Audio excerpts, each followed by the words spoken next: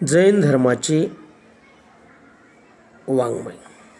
वाङ्मयाच्या साधनामध्ये जैन धर्माचे जे वाङ्मय आहे त्याबद्दल आपण थोडक्यात माहिती पाहणार आहोत. जैनांचे वाङ्मय मूलतः प्राकृत भाषेत आहे.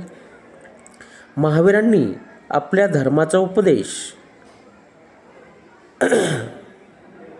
अर्धमागधी वा प्राकृत भाषेत केलेला आहे. श्वेतांबर जैनांचे 45 आगाम ग्रंथ अर्धमागधी भाषेतच आहेत. दिगंबर पंथांचे आगाम ग्रंथ जैन शौरसेनी प्राकृत भाषेत आहेत.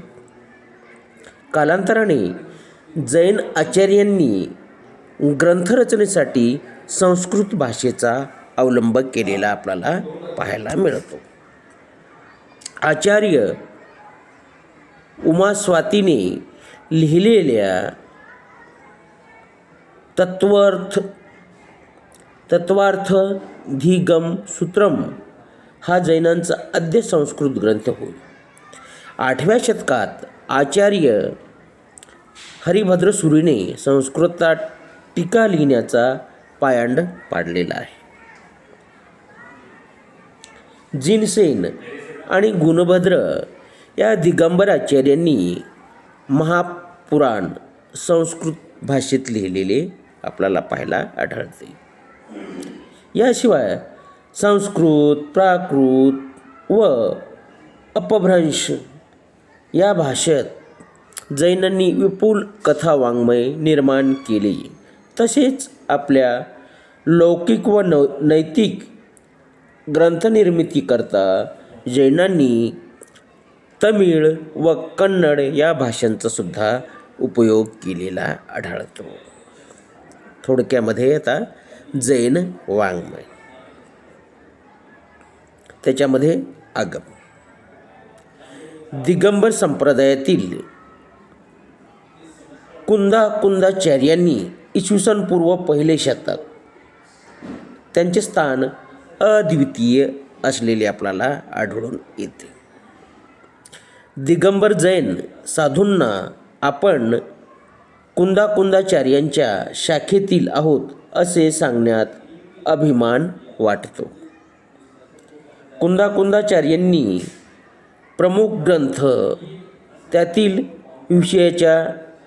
विषयासह पुढील प्रमाणे आपल्याला पाहायला मिळतात. आता पहिला जो आहे समयसार. जैन अध्यात्मावरील उत्कृष्ट ग्रंथ.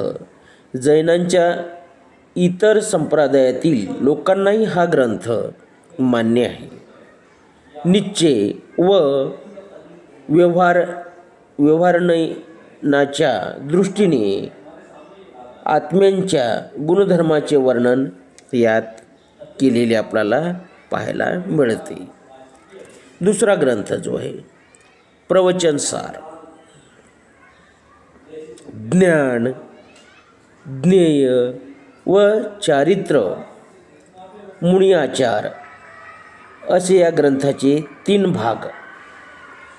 ज्ञानस्वरूपाचे सूक्ष्म वर्णन, जीवाची शुभ अशुभ व शुद्ध प्रवृत्ती, गुणपर्याय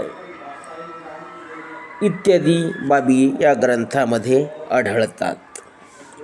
नंबर 3चा ग्रंथ आहे आगममध्ये पंचास्तिकाय. जीव, मुद्गल, धर्म, अधर्म व आकाश हे 5 अग्निकाय, अस्तिकाय तसेच काल आणि मोक्षधर्म इत्यादी या बाबी या ग्रंथामध्ये या आगमामध्ये आपल्याला पाहायला मिळतात.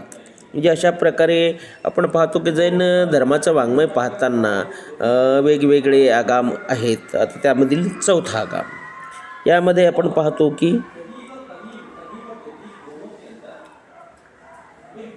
नियन साल रत्न ग्रंथासंबंधी विवेचन. जीव अजीव इत्यादी तत्वे तथा आवश्यक किंवा आवश्यक क्रिया इत्यादी बाबी या आगमामध्ये पाहायला मिळतात. पुढचा भाग जो आहे तो म्हणजे दसपती. तीर्थ, सिद्ध, श्रुत, चरित्र, अनागार, आचार्य, निर्वाण, पंचमाषष्ठी, नंदीश्वर व शांती या 10 भक्तीचे वर्णन इत्यादी गोष्टी या आगमामध्ये आपल्याला पाहायला मिळतात. नंबर 5 झालेला आहे. 6 अठ्ठ पाहुड. दर्शन, चरित्र, सूत्र, बोध, भाव, मोक्ष, लिंग आणि शील या विषयावरील ही महत्त्वपूर्ण पाहुड म्हणजे छोटी प्रकरणे आहेत. काहींच्या मते हे पुस्तक कदाचित दुसऱ्या कुंदाचे असू शकते. पुढचा 7वा जो भाग आहे तो म्हणजे वारस अणु हेवस्ता. द्वादशानुषेपेक्षा यात जैन धर्मात प्रसिद्ध असलेल्या अनित्यता, अशरण, एकत्व इत्यादी 12 अनुष्प्रेषा किंवा त्यांनी वर्णलेल्या शिकवणी आपल्याला पाहायला मिळतात. दिगंबर संप्रदायाप्रमाणे मुनी आचारासंबंधीच्या प्राचीन ग्रंथ मूलाचार हा ग्रंथ असून त्याचा करता स्वामी बटुकेर मानल्या जातो. अशा प्रकारे आपण पाहतो की वेगवेगळं साहित्य जैन धर्मामध्ये असलेलं आपल्याला पाहायला मिळतं. त्याचबरोबर आता इसवी सन 1ल्या शतकात ते 2ऱ्या शतकामध्ये जो दिगंबर पंथ यांनी जो ग्रंथरचना केली त्यामध्ये वेगवेगळे ग्रंथ आहेत. या ग्रंथामध्ये आपण महत्त्वपूर्ण जो मूलाचार आहे या ग्रंथामध्ये 1243 गाथा, 12 विभाग असून मुनींच्या 28 मूलयुगांचे सविस्तर वर्णन ह्यामध्ये केलेले आपल्याला पाहायला मिळते. आराधना व भगवती आराधना हा इसवी सनाच्या सुरुवातीस शिवार्थ याने लिहिलेला ग्रंथ असून त्यात 2166 गाथा आहेत. दर्शन, ज्ञान, चरित्र व तप या 4 आराधनांचे वर्णन, यावर 2 टीका, विजयोध्याय व मूला सधना दर्पण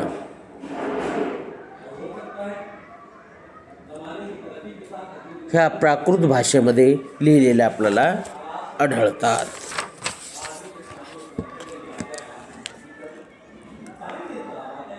सिंहसुरी आचार्यांनी केलेले त्यांचे संस्कृत रूपांतर उपलब्ध आहे. लोकविभाग या ग्रंथाचा काल इसवी सन 5वे शतक असावा. तिलो या नती ग्रंथाचा कर्ता यतिवृषण 5व्या शतकात होऊन गेल्याचे आपल्याला पाहायला मिळते. त्यामध्ये श्लोकसंख्या जी 8000 असून या विषयावरील सर्व ग्रंथ यामध्ये सामावलेले आपल्याला पाहायला मिळतात. म्हणजे अशा प्रकारे आपण जैन वाङ्मयामध्ये ह्या गोष्टी पाहतो. आगमाबद्दल आज आपण थोडक्यामध्ये माहिती पाहिलेली आहे. त्याचबरोबर मागच्या भागामध्ये जैन धर्माच्या उदय या संदर्भात आपण माहिती पाहिली.